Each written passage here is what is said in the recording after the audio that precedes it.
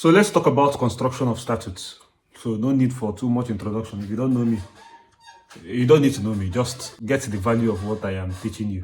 All right. So construction of statutes. When we talk about construction of statutes, what do we mean? First of all, what is statutes? Let me even start from there. Because most of you, I know that most of you have not been watching all the videos in this playlist. I know. I just know.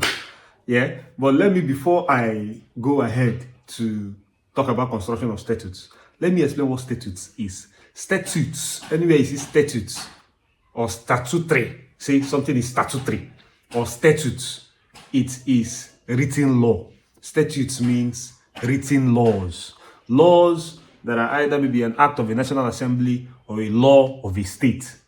So remember when we did Nigerian legislations under the sources of law, which if you have not watched, please pause this video and go and watch.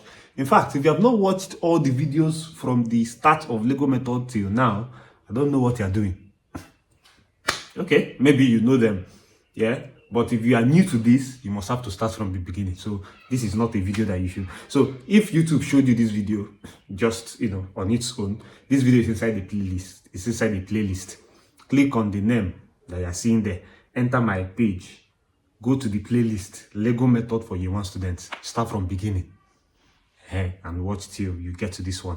Now, statutes means written law. So when we were doing Nigerian legislation, we talked about acts of the National Assembly, laws of the state. We also talked about decrees in the military regime and edicts. Then we talked about bylaws, ordinance, and all that. So these are statutes. As long as it is in a written form, a written law is statutes. Now, when these laws are made, of course, most of the times, these laws are written in technical or legal jargons. And so it is important that to a layman is understandable. And you know that these laws are made not just for lawyers, but also for the laymen, everybody around. That is why it is important to interpret these laws. And that interpretation, the act of interpreting the laws, is called construction. So it is not, we are not using the construction as the noun here, is not from the verb to construct, which is to build or create. But it is from the verb construe. So when you want to talk about interpretation of statutes, you are construing the statutes. And the noun is now construction. I'm doing as if I'm teaching English language. Okay. So construction of statutes, or you can say interpretation of statutes. Of course, the laws that are being made are just, lying down fallow until it is being interpreted by the court. That is when you say you have enforced that law or you are enforcing that law. Of course, you agree with me that the three arms of government we have, the executive, the legislature, and the judiciary. And the work of the judiciary is to what? To interpret the laws. Now, what we are about to learn is what mechanisms or what patterns do these courts use to interpret these laws? So you want to know, how does the court interpret these laws? How do these courts interpret these laws? Yeah? So we'll just go straight into the canons of interpretation, or what we call the rules of interpretation. And these rules of interpretation, we have the literal rule, the golden rule, and the mischief rule. Now, there are other rules which we will still look at, but these ones are the three main canons of interpretation. So the first one is the literal rule. Now, when we see a particular law, we see a law, and the court wants to interpret that law. The literal rule is saying that you must have to give that particular law its usual meaning. That law that you want to interpret it using its literal and usual meaning. And you say the literal and usual meaning when you get into your dictionaries. So that dictionary meaning, that word is there, is self-explanatory. You use the dictionary meaning of those words. So there is no need to even go and do any other extra thing. Just use the words, the meaning of the words as it is being stated. So literal rule, from the word literal, the literal meaning of the words, the literal meaning of that law. If the law says thou shalt not kill, you are not supposed to add anything. You're not supposed to talk about anything extraneous. You say what the meaning is. It means you should not kill. So that's literal rule, very simple. Now we have the golden rule. The golden rule is now saying that ordinarily we agree that the literal rule should be applied first. Yeah? But when the literal rule being applied. That is when the usual meaning is supposed to be applied to this thing. And when you're applying the usual meaning or the literal meaning, it will now cause manifest absurdity. What are you expected to do? You are now expected to interpret the law in such a way that that absurdity would be avoided. So it is not as if you are going to change the law, but you will have to tweak it a little in order to run away from that absurdity it would have caused if you had given it its literal meaning. I'll give an example. If they said no vehicle should be allowed here, no vehicles, it means nothing that is a vehicle should be allowed in a particular compound. Now, let us now assume that in that compound, somebody is having medical complications and they call an ambulance. The ambulance reaches there, enters the compound, and they say no vehicles is allowed, and carries the person that is going through the health emergency and goes to the hospital. And you now come and you charge the person for going against the signpost or the law that says no vehicle should be allowed there. What will the court do? The court will say, okay, the literal meaning of this law is that no vehicles, no matter the vehicle, is allowed.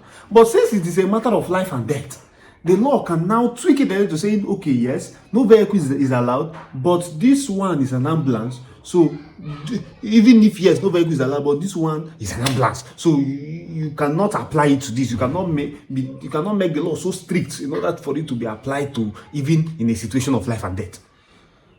And so you now see that the law has been interpreted because you know that when the literal meaning is given, it will cause a lot of absurdity, unfairness.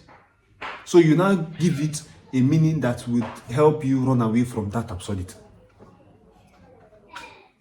That's golden rule. Now we have the mischief rule. The mischief rule, or the rule in Haydon's case. So it's either you call it the rule in Haydon's case or the mischief rule. Haydon's case is a locus classicus for the mischief rule. Yeah. So this rule is saying that a law, especially laws that are made to combat a particular mischief, a law that is made to go against a particular kind of mischief, that law should be interpreted to actually fight that mischief. Are you getting me? Now, in Haydon's case, I don't know if it's Haydon's case or another case, but I'm assuming it is that Haydon's case, where in a red light district, you know what a red light district is, where prostitutes usually stay. So the government or the lawmakers wanted to stop the prostitutes from standing along the road, yeah? And they made a law that, of course, prostitutes should leave the road. So the prostitutes now left the road and were staying in their balconies, of course, doing what they are, showcasing themselves and all that. Now, the question now becomes, there was a mischief to which that law was made to fight. And it now appeared that even though they had left the road, the mischief is still there. So this means that the reason the law was made has not been achieved.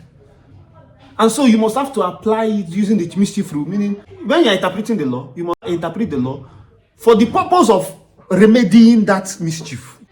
So there are 4 questions that Haydon's case came up with in order to apply this mischief rule. Number 1, what was the common law before the statutes came into place?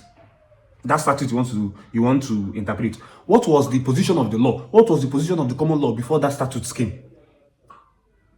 Number 2, what was the mischief that statute seek to cure, or sought to cure, or is seeking to cure? No matter the English, just take, you understand what I'm saying. Number 1, what was the common law before the statutes came? Number 2, what was the mischief that statute has come to cure? Number 3, what is the remedy that statute is bringing to combat that mischief? What's the remedy? And number 4, what's the purpose for the remedy? So when these 4 questions, of course, are answered, then that is like the precursor to apply the mischief rule. Now we have other rules of interpretation of statutes. Like we have the nocitor associs, we have the ejusdem generis, we have the expressio unis est excluso alterus rule. So let me start with the nocitor associis. So when a word is confusing, this rule is saying that when a word is confusing, you look at the surrounding of that word. How did that word come? The context where that word is coming. Yeah. For example, now let's say I'm just saying so there is dollars, pounds, naira, and lifu. Now, if I just put lifu on its own, you will not understand what lifu mean because I just made it up. It's not even anything. But once I say naira, dollar, pounds, and lifu, in your mind, you're saying, okay, lifu might be another currency. In fact, lifu is another currency. Because lifu is the confusing word. You will now look at the surrounding words in order to get the context of what lifu is. And so when you now say, if you now see orange, pawpaw, apples, and lifu, in your mind, you're saying lifu is a fruit. Because in order to understand that word, you look at the surrounding words. That's nocitor associis rule.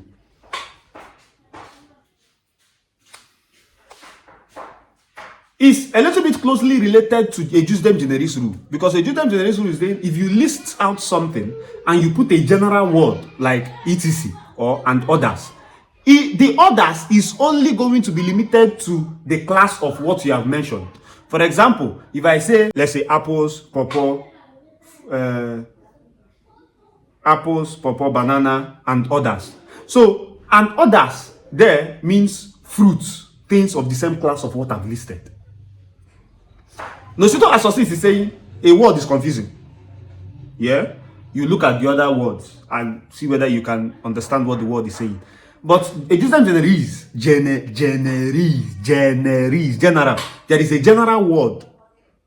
And so for you to know what the general word encompasses, you look at what have been listed in the law. Now we have the expresso unis est excluso alterus rule, meaning the express mention of a thing is to the exclusion of others. Which means if a law expressly mentions something, you cannot add something else that the law has not mentioned in that particular law. Expresso unis est excluso alterus. The express mention of a thing is to the exclusion of others.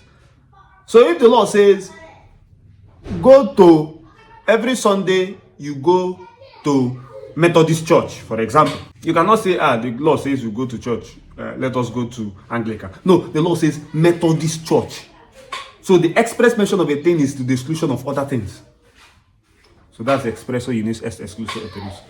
Now I hope you understood what I've taught. There are a lot of children playing around here, so that's why it's a little bit noisy. But I'm sure you got most of what I said. So take care of yourself. We'll meet in the next topic. Peace out.